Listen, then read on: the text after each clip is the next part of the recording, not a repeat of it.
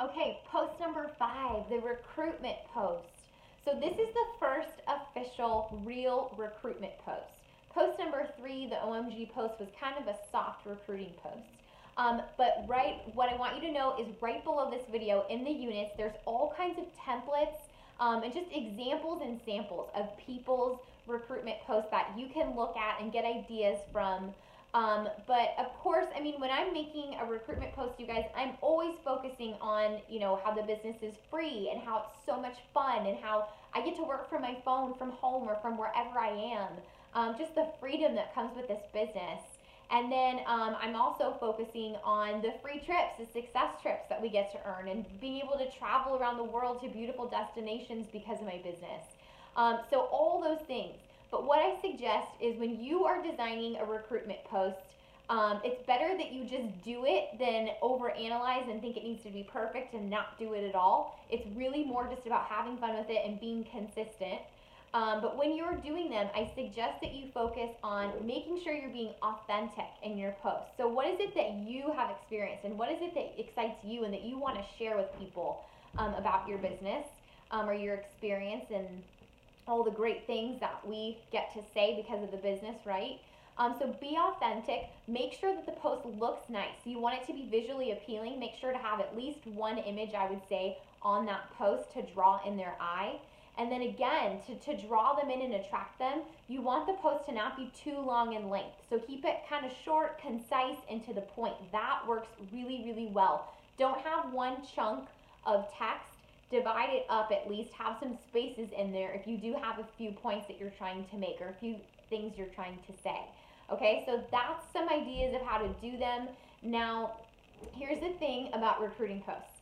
You have no idea what it is that the people in your audience are looking for right now. So you don't know what's going to attract them. So we get to really have fun with these recruitment posts and just play around with them and do them differently, shake it up, focus on different things in different recruitment posts. So I want you to make sure to do that and always be creative and change it up. Now, with this cycle that we do, post number 1 in our business cycle is the toothpaste post, right? Post number 2 is the last call to gather any final orders. And then post number 3 is that OMG post. Post 4 are the referral posts.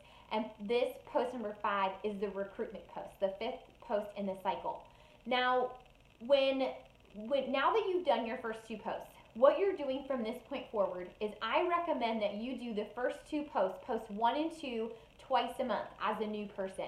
You want your audience seeing what you're doing and getting familiar with it and getting exposure, okay? So 2 times a month.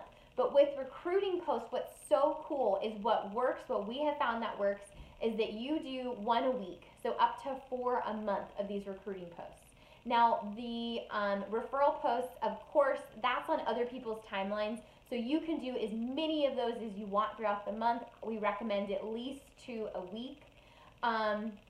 So that's the cycle that you should now be doing. Now, when you get a little bit more advanced and you have a bigger business, instead of doing 2 of the toothpaste posts that cycle a month, you can take that down to just once a month. But the recruitment posts will always stay between like 2 to 5 a month. And they can always be different. Sometimes it's not a full script trying to attract people to a business. It's making like a freedom or a lifestyle post that people are connecting with your business. Like, gosh, I love being able to work from my phone. What a gorgeous day. And it's a picture of you at the beautiful beach or the pool. That is a recruitment post, okay, also. So sometimes they're more pointed and more obviously a recruitment post, and sometimes, a lot of the times, they're just more like that. A little bit more vague, but trust me, it gets the point across. So that's how those work. Now, what I want to point out is that in this business, what is so important as you're doing these cycles now is that each month is that you are sticking to our 80-20 rule. So what that means is that 80% of the posts that we are making on our Facebook are about just us, our personal life, our lifestyle, what we're passionate about, what we love, our families, our friends, fun things that we're doing, things that inspire us. And only 20% of the things that we are posting on our public Facebook page are about the business, like the toothpaste sales or the or the business, the recruiting, okay? So stick to that 80-20 rule, and I highly recommend that you post at least once a day on your personal page with a personal post, not about the business. Your audience needs to start getting to know you and feeling connected to you. I have found that my sweet spot, what I have time for, and what I like to do that works for me and my audience is post about between like 1 and 2 posts a day. But figure out what that is for you at least once a day, and remember this 80-20 rule and the new cycle, okay? Have so much fun, you guys.